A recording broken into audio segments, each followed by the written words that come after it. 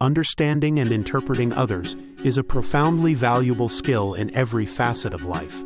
Whether in sales, management, personal relationships, or simply navigating daily interactions, the ability to gauge what someone is truly thinking or feeling offers a significant advantage. The promise of reading anyone instantly is certainly alluring. It suggests a shortcut to understanding the complex inner world of another person, bypassing the need for lengthy conversations or deep familiarity.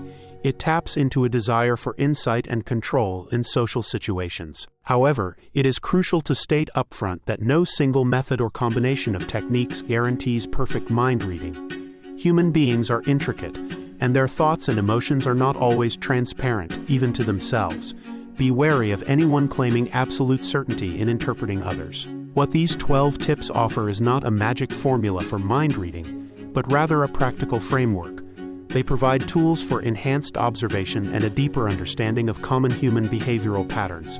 They equip you to make more informed interpretations, not definitive judgments. Before we start, subscribe to our channel. Body language is often called the cornerstone of understanding nonverbal communication. It provides a constant stream of information about a person's emotional state and intentions, often unconsciously. Learning to read these signals is fundamental. Pay close attention to posture. Is someone standing tall and open or slumped and closed off?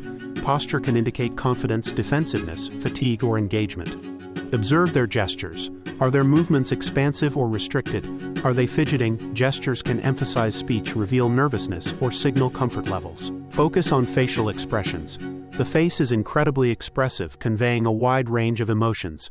Learn to distinguish genuine smiles from polite ones or fleeting looks of surprise or anger. Note their eye contact. Do they maintain steady eye contact, avoid it, or dart their eyes around? Eye contact patterns can suggest honesty, discomfort, interest, or distraction. For example, crossed arms might indicate defensiveness or resistance to what is being said. It can be a physical barrier. Another example. A genuine smile, known as a Duchenne smile, involves the muscles around the eyes, causing crinkling. A smile that doesn't reach the eyes is often less sincere. Micro-expressions are fleeting, involuntary facial expressions that last only a fraction of a second. They are incredibly difficult to fake or conceal. These rapid expressions reveal a person's true emotional state before they have time to consciously control their face. They are raw, unfiltered emotional leakage. Micro-expressions often contradict verbal statements. Someone might say they are fine, but a flash of sadness or anger crosses their face momentarily, revealing their true feelings. Reading people isn't just about watching. It's also about truly hearing. Active listening means fully concentrating on, understanding, responding to, and remembering what is being said. Don't just passively wait for your turn to speak while the other person is talking. Engage with their words, process their meaning, and absorb the information they are conveying. Pay close attention to their tone of voice. Is it high-pitched with anxiety, low and calm, or sharp with irritation? Tone adds significant emotional context to words. Analyze their word choice. Do they use strong, definitive language or hesitant, vague terms? Specific words can reveal attitudes, beliefs, or attempts to conceal information. Try to discern the underlying message behind their words. Sometimes what is left unsaid, or the implication of their statements, is more revealing than the explicit content. To recognize deviations, you must first understand a person's normal state. Establish a person's baseline behavior when they are relaxed and comfortable in a neutral setting. Observe their typical posture, gestures, speech patterns, and eye contact when they are not under pressure or discussing sensitive topics.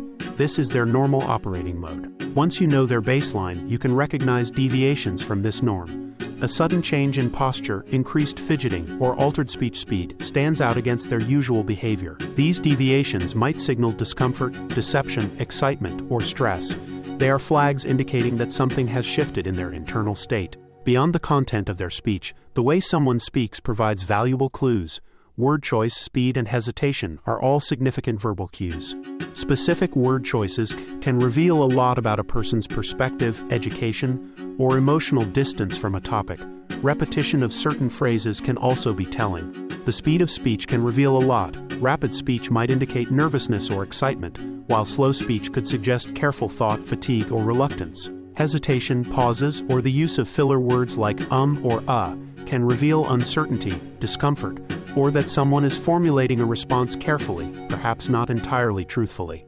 Watch for inconsistencies between what is said and how it is said. If someone claims to be enthusiastic in a flat, monotone voice, the verbal cue contradicts the explicit statement. People tend to naturally like and trust those who are similar to themselves. This principle extends to nonverbal behavior. Subtly mirroring another person's body language can help build rapport. This involves adopting a similar posture or using similar gestures in a non-obvious way. Mirroring, when done subtly and naturally, can make others feel more comfortable and connected to you. It creates a sense of shared understanding and ease. Relying on a single cue to interpret someone's state is risky and often leads to misinterpretation. A single gesture or expression can have multiple meanings depending on the context. Instead, look for patterns and clusters of behaviors that occur together. Multiple signals pointing in the same direction provide much stronger evidence for your interpretation. For example, crossed arms combined with minimal eye contact, a tight-lipped expression, and short, sharp verbal responses is a cluster that strongly supports an interpretation of defensiveness or resistance. Behavior never occurs in a vacuum. The situation and environment significantly impact how people behave and how their actions should be interpreted. Take into account the environment. Is it a formal meeting, a casual social gathering, or a stressful situation? The setting influences expected behavior. Consider the relationship between the individuals involved. Behavior between close friends differs greatly from behavior between strangers or colleagues in a hierarchical setting.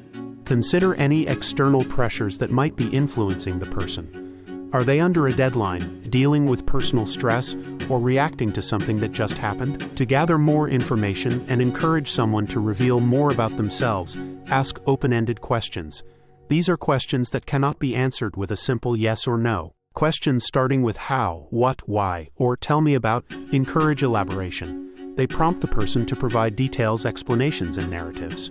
This provides significantly more information for observation. As they elaborate, you have more opportunities to observe their body language, verbal cues, and thought processes.